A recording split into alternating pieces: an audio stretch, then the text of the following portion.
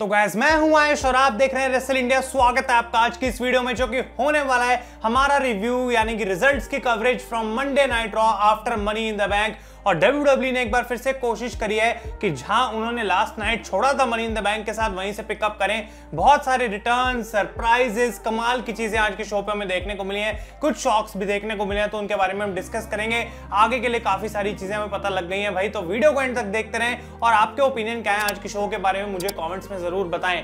तो जैसा कि पहले अनाउंस करा गया था, बिल्कुल वैसा ही हुआ। जॉन सीना ने आज के शो को स्टार्ट करा और वो काफी खुश लग रहे थे एक बार फिर से WWE के फैंस के सामने आके, और वो कहते हैं कि देखो भाई मैं वापस तो आ चुका हूं, लेकिन मुझे अब सारे रीजन देने जरूरी हैं कि आखिर मैंने ऐसा क्यों करा है। तो व्हेन, व्हाई, वेयर, सारी चीजें मैं बताऊंगा। और सबसे पहले वो कहते हैं जो मेन रीजन है मेरा वापस आने का, वो है तुम लोग यानी कि फैंस। लेकिन एक और रीजन है और वो है रोमन रेंस। वो कहते हैं कि देखो मैं वापस आया हूं यूनिवर्सल चैंपियनशिप के लिए, और कब ये चीज होगी, मैं समर स्लैम के अंदर रोमन रेंस के अगेंस्ट एक मैच चाहता हूं at the Allegiant stadium in Las Vegas.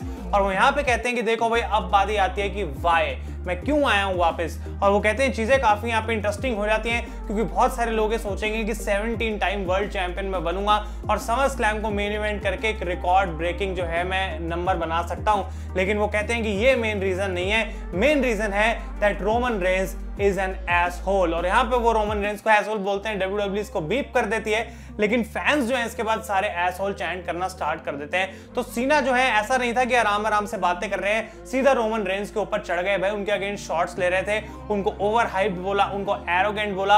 और सिंपली वो कहते हैं कि देखो भाई अगर तुम्हें कोई भी बंदे एक्नॉलेज करते हैं ना, तो वो तुम्हें चीयर करके बता देते हैं, और फिर वो लोगों को अपने लिए चीयर करने के लिए कहते हैं, क्राउड चीयर करता है। और जॉन सीना कहते हैं कि स्मैकडाउन के अंदर मैं आ रहा हूं और finally I can not wait to see you Roman on Friday. तो भाई एक कमाल का प्रोमो था सीना की तरफ से, स्टार्टिंग बहुत बढ़िया थी और मतलब हॉट क्राउड था इस समय पे पूरा, और वो चीयर भी काफी कर रहे थे जॉन सीना को। तो क्लियर उन्होंने अपनी इंटेंशंस कर दी हैं कि भाई मेरा मैच रोमन रेंस के साथ ही होगा।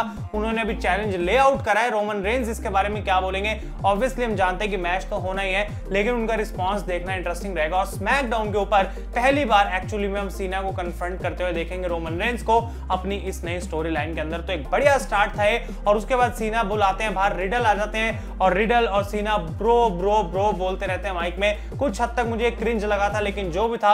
और उसके बाद सीना गाइस यहां से चले जाते हैं। इसके बाद 6 मैन टैग टीम मैच हमें देखने को मिलता है, जहां पे मैट रिडल और वाइकिंग रेडर्स की टीम ने हराया एजे स्टाइल्स, ओमोस और जॉन मॉरिसन को। ये काफी अच्छा रेसलिंग मैच था। मैं ये तो नहीं कहूंगा कि आउटस्टैंडिंग, बहुत ही ज्यादा बढ़िया, लेकिन तब भी एक एंटरटेनिंग 6 मैन टैग था। हम एंड में देखने को मिलता है कि भाई रिडल जो है पिचकारी चला के ओमोस को भिगा देते हैं, लेकिन उनको ऐसा लगता है कि मिज ने ये चीज करी है, तो वो एजे स्टाइल्स के साथ भाई मिज की तरफ भाग जाते हैं। रिंग में अकेले जॉन मॉरिसन बच जाते हैं और उनको वाइकिंग एक्सपीरियंस लगता है, और टीम यहाँ पे जो है वाइकिंग रेडर्स की जीत जाती है। तो अगले हफ्ते के लिए WWE ने इस चीज को कंफर्म कर दिया कि Viking readers versus AJ Styles and Omos हमें फिर से देखने को मिलेगा for the tag team titles. इसके बाद हम बात करते हैं भाई, तो ये सिम्फनी ऑफ डिस्ट्रक्शन का फॉल्स काउंट एनीवेयर मैच देखने को मिलता है एलायस और जैक्सन राइकर के बीच में। मेरे हिसाब से उम्मीद से अच्छा मैच था, क्राउड इसको काफी एंजॉय कर रहा था। बहुत सारे वेपन्स पड़े हुए थे रिंग साइड पे, काफी तोड़फोड़ इन लोगों ने मचाई, और एट द एंड हमें काफी बढ़िया स्पॉट देखने को मिला, जहां पे जैक्सन राइकर 2 टेबल के through from the top rope outside the ring suplex लगाते हैं एलायस के ऊपर, और उनको पिन करके उन्होंने इस मैच को जीत लिया है। तो जैक्सन राइकर और एलायस की फ्यूड कब तक चलेगी, कहीं पूरे साल तो ये मंडे नाइट रॉ पे नहीं लड़ते रहेंगे, क्योंकि मैं देखना चाहता हूं कि अगर पुश करना है जैक्सन राइकर को, तो भाई उनको कोई नया अपोनेंट भी देने की जरूरत है, और ये चीज गाइस यहाँ पे आज हमें देखने को मिली। इसके बाद रिंग में आ जाती है शार्लेट फ्लेयर, और वो बात करते हैं किस तरीके से 1 time Divas champion, 5 time SmackDown women और अब 5 टाइम रॉ वुमेन, यानी कि टोटल 11 टाइम वुमेन्स चैंपियन अब वो बन चुके हैं अपने करियर के अंदर। और क्राउड जो है एक बार फिर से बेकी लिंच के लिए चैंट करता है, और शार्लेट कहते हैं भाई देखो बेकी अपने घर पे बैठ के अपने बच्चे को ब्रेस्ट फीड करा रही है, और मैं यहाँ पे हूँ the greatest female superstar in the history, जो कि तुम्हारे सामने खड़ी है, तुम्हारी रॉ वुमेन्स चैंपियन।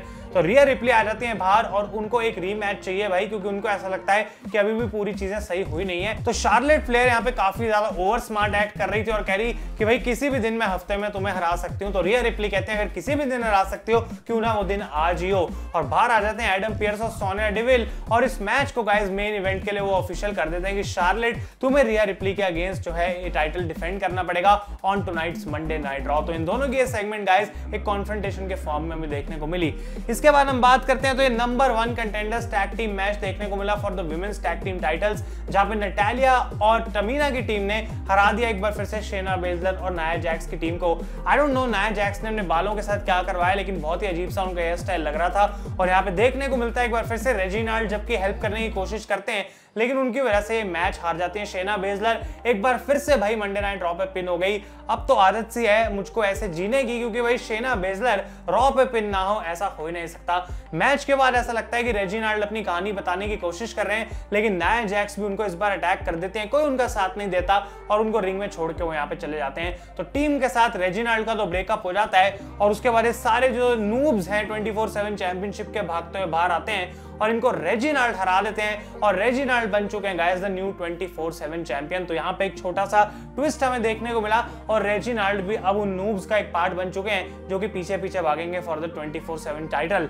अगली चीज की हम बात करते हैं जो कि एक और नंबर 1 कंटेंडर्स मैच था कि शेमस को भी एक बार फिर से लड़वा रहे हैं हुम्बर्तो कैरियो के साथ कि अगर हुम्बर्तो जीत सकते हैं तो उनको मौका मिलेगा फॉर द टाइटल। और शेमस यहाँ पे एक बार फिर से इस मैच को जीत गए। एक अच्छा मैच था, लेकिन एट द एंड हम जानते हैं क्या होने वाला है। डेमियन प्रीस्ट बैठ के मैच को देख रहे थे बैक स्टेज, और जैसा कि हमने लास्ट वीक भी देखा था कि शेमस का मैच डेमियन प्रीस्ट के साथ ही होगा, सबसे ज्यादा चांस उसी चीज का बनता है। तो शेमस गाइस यहाँ पे उन्होंने हरा दिया हुम्बर्तो को।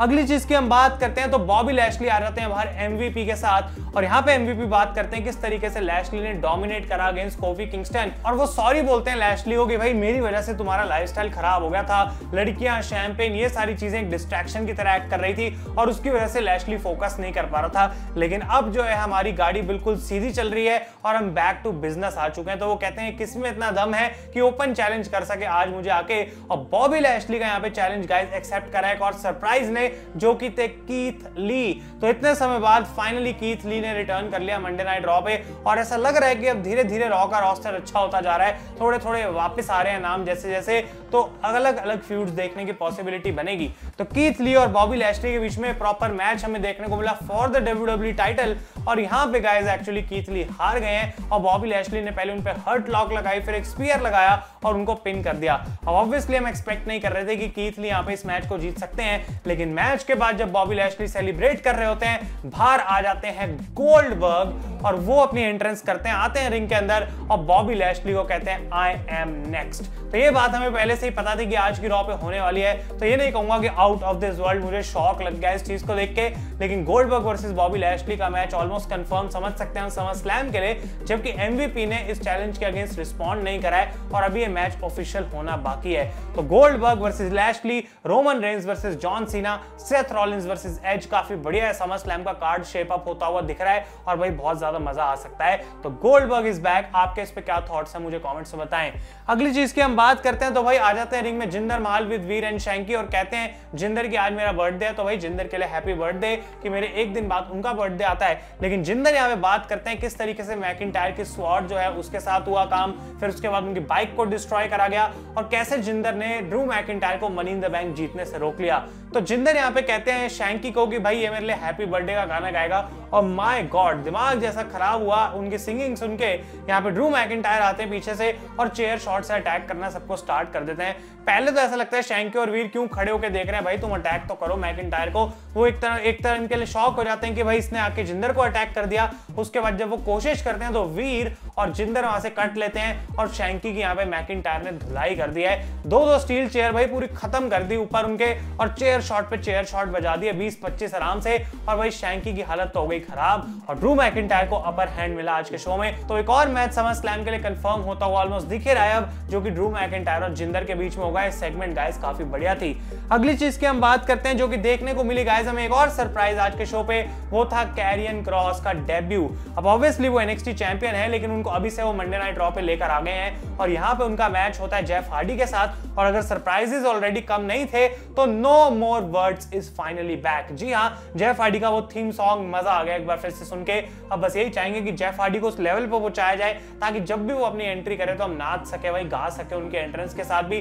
लेकिन no more words is back, जो कि बहुत बढ़िया बात है।